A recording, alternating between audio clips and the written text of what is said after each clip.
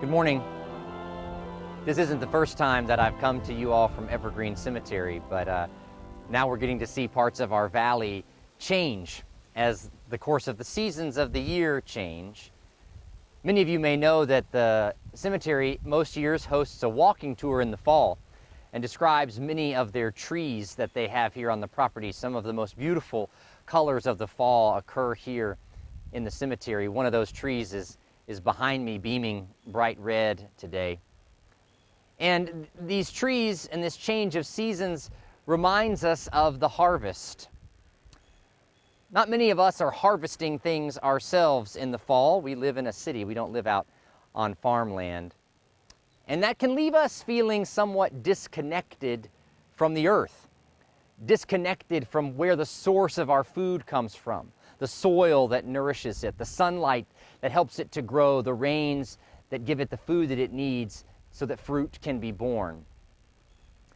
I was reminded of our disconnect from our food recently when I was working my way through Barbara Kingsolver's novel, The Poisonwood Bible. I know this book's been out for a while, but I just got around to reading it. Doesn't make preachers look the best of all time, but it's a fascinating read about a missionary family in the Congo in the 1960s. At one point in the book, one of the daughters, a teenager, Leah, is developing a relationship with a young man named Anatole. And they're discussing how food is grown and how it is acquired in each of their native countries. The conversation begins talking about the prevalence of automobiles in the United States. Anatole asks, "What is the purpose of so many automobiles at the same time?" "Well, because everybody has some place to go every day, to work or to the store or something." "And why is nobody walking?" "It's not like here, Anatole. Everything's farther apart. People live in big towns and cities." "Bene, you are lying to me. If everyone lived in a city, then they could never grow enough food." "Oh, they do that in our country, in big fields. Peanuts and soybeans and corn, all that. The farmers grow it. Then they put it on big trucks and take it all to the city where people buy it from the store, from the market." "No, it isn't a bit like the market. It's a great big house kind of thing with bright lights and all these shelves inside. It's open every day, and just one person sells all the different things." "One farmer has so many things?" "No, not a farmer. A storekeeper buys it all from the farmers and sells it to the city people." "And so you don't even know whose fields this food came from? That sounds terrible. It could be poisoned." It's not bad, really. It works out. How can there be enough food, Bene, if everyone lives in a city? There just is. Things are different from here. Anatole cannot comprehend how a people could be so disconnected from the source of their food.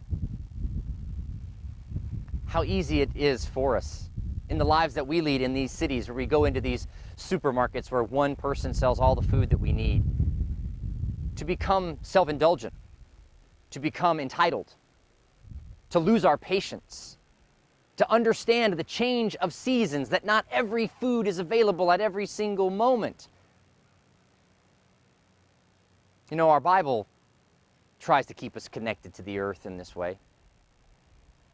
One of my favorite psalms is the 65th Psalm. It reminds us of God's provision in the earth and our deep need to stay. "Praise is due to you, O God, in Zion, and to you shall vows be performed, O you who answers prayer. To you all flesh shall come. When deeds of iniquity overwhelm us, you forgive our transgressions. Happy are those whom you choose and bring near to live in your courts. We shall be satisfied with the goodness of your house, your holy temple.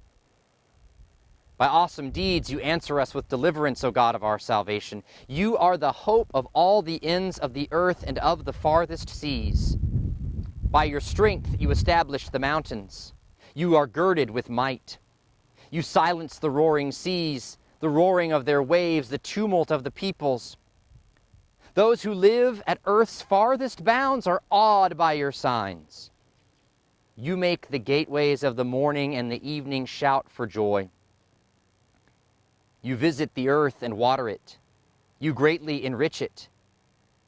The river of God is full of water. You provide the people with grain, for so you have prepared it. You water its furrows abundantly, settling its ridges, softening it with showers, and blessing its growth.